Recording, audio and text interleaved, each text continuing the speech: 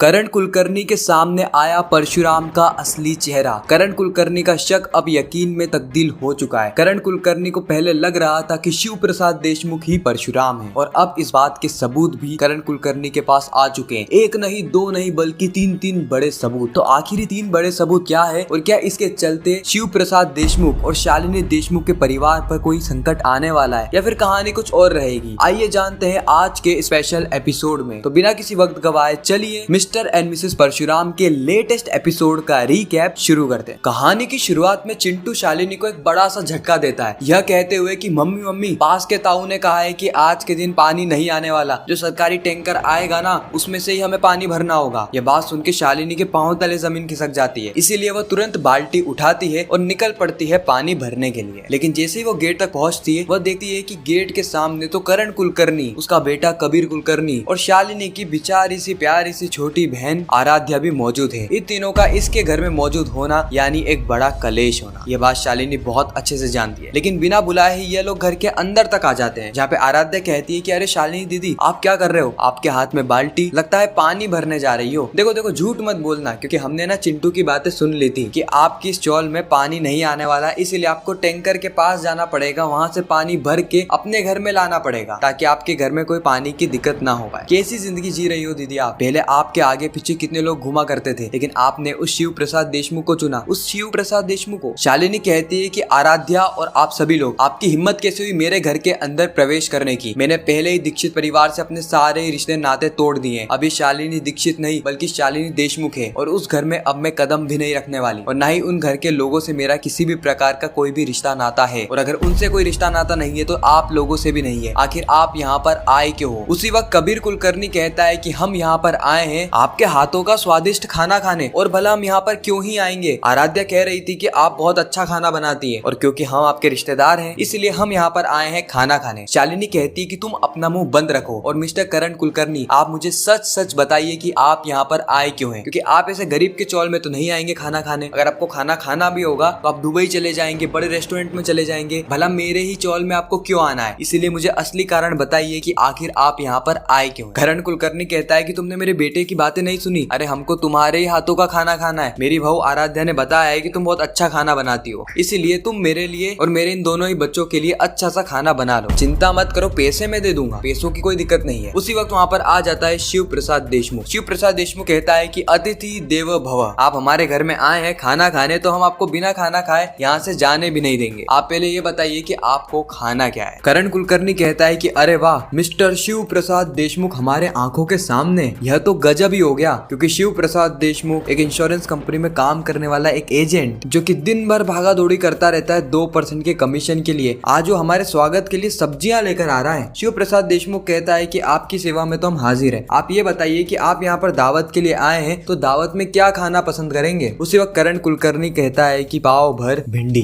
अब करण कुलकर्णी ने ऐसा इसलिए कहा क्योंकि शिव प्रसाद देशमुख ने पाव भर भिंडी ही ली होती है और ये सारी की सारी जानकारी करण कुलकर्णी को पता होती है। शालिनी और बाकी लोगों को तो समझ ही नहीं आ रहा था कि इन दोनों के बीच में बातचीत क्या चल रही है। करण कुलकर्णी अपनी बातों को सच साबित करने के लिए सब्जियों को निकालकर फेंकने लगता है जब तक कि उसके हाथ में भिंडी नहीं आ जाती। लेकिन जब उसके हाथ में भिंडी आती है वो देखता है कि यह तो पाव भर है ही नहीं। अब यहाँ पे हुआ क्या कि पहले से परशुराम को शक हो चुका था कि यह मेरी बातें सुन रहा है, इसलिए पाव भर की जगह परशुराम ने 1 किलो भिंडी ले ली थी, जिससे कि करण कुलकर्णी के मन में कंफ्यूजन क्रिएट हुआ। पाव भर भिंडी लेने आया था, 1 किलो कैसे मिल गई? आखिर यहाँ पर चल क्या रहा है? इस बात से गुस्सा होकर करण कुलकर्णी वहाँ से निकल जाता है। शिव प्रसाद देशमुख उसे चिढ़ाते हुए कहता है कि अरे आप तो दावत के लिए आए थे ना, आपके लिए हम दावत का खाना बना रहे हैं, आप आखिर जा कर रहे हो? और करण कुलकर्णी शट अप कहकर आराध्या और कबीर कुलकर्णी के साथ वहाँ से निकल जाता है। अब यहाँ पे शालिनी, आराध्या, कबीर इनको तो कुछ समझ ही नहीं आया कि हुआ क्या है, लेकिन परशुराम और करण कुलकर्णी इन दोनों को समझ में आ चुका है कि अब आगे जाकर इनके बीच में तगड़ी बहस होने वाली है। परशुराम को तो पता है कि इनके बीच में तगड़ी फाइट होने वाली है। इस तरफ हम देखते हैं नंदिनी दीक्षित को। नंदिनी यहाँ पे अपना कोट वोट पहनकर अपनी सारी फाइल्स लेकर निकल रही होती है कोर्ट के लिए, लेकिन वो कोर्ट में जाए, अरे कोर्ट में तो छोड़ो, वो अपने घर से बाहर जाए उससे पहले ही मनीष दीक्षित उसका रास्ता काट लेते हैं, बिल्कुल काली बिल्ली की तरह। मनीष दीक्षित कहते हैं कि रुक जाओ नंदिनी, तुम आखिर जा कर रही हो? नंदिनी कहती है कि मैं तो शादी में जा रही हूँ, मेरी शादी है ना आज, तभी तो ऐसे कोट पैंट पहनकर जा रही हूँ, आपको दिखाई नहीं दे रहा ये काला कोट किसकी निशानी है, मैं एक एडवोकेट हूँ, एडवोकेट केस लड़ने के लिए जा रही हूँ, और हाँ ऐसे बीच बीच में ना मुझे टोका मत कीजिए। इतना कहकर नंदिनी वहाँ से निकल ही रही होती कि वहाँ पर आ जाते हैं मल्हार दीक्षित। मल्हार दीक्षित कहते हैं कि नहीं नंदिनी, तुम कोर्ट में नहीं जाओगी, तुम केस लड़ने नहीं जा सकती। नंदिनी कहती क्यों नहीं जा सकती, वैसे भी यहाँ पे बहुत ज्यादा अन्याय हो रहा है और मुझे अन्याय के खिलाफ आवाज उठानी होगी। मैंने यही सारी चीजें पढ़ा है, यही सारी चीजें लिखी है और यही सारी चीजें अपने दिल और दिमाग में बसाई भी है, इसलिए मैं अन्याय के खिलाफ आवाज उठाऊंगी। इस वक्त तक पूरा का पूरा परिवार ही नंदिनी पे प्रेशर बना रहा होता है कि वह कोर्ट ना जाए, कुछ भी हो जाए लेकिन वह कोर्ट ना जाए, वो अपने पाँव पीछे रख ले। लेकिन नंदिनी मानने को तैयार ही नहीं थी और नंदिनी की हिम्मत बन के आ जाती है भूमिका। भूमिका कहती कि आप सभी लोग नंदिनी को रोक नहीं सकते क्योंकि गलत नंदिनी नहीं बल्कि आप लोग हैं। नंदिनी तो सच का साथ दे रही है, गलती आप लोगों ने करी है, माफिया आप लोग हो, गुंडे आप लोग हो, गरीबों के पैसे आप लोग खाते हो, ना कि नंदिनी। नंदिनी तो और उल्टा लोगों की मदद करती है और अभी तो वो अपनी ही बहन की मदद करने जा रही है। आखिर आप लोग होते कौन है नंदिनी को रोकने वाले। इस वक्त तक भूमिका पर भी सब भड़क जाते हैं और इसी के साथ एक खूबसूरत एपिसोड भी यहाँ पर समाप्त हो जाता है। बाकी आपको यह एपिसोड कैसा लगा कमेंट सेक्शन में जरूर बताना और आप और कौन कौन से टीवी शोज के रिकैप टेलीविजन से भी पहले देखना चाहते हैं वह भी कमेंट करना। बाकी मैं मिलता हूँ आप सभी से किसी नेक्स्ट इंटरेस्टिंग वीडियो में, जब तक के लिए गुड बाय।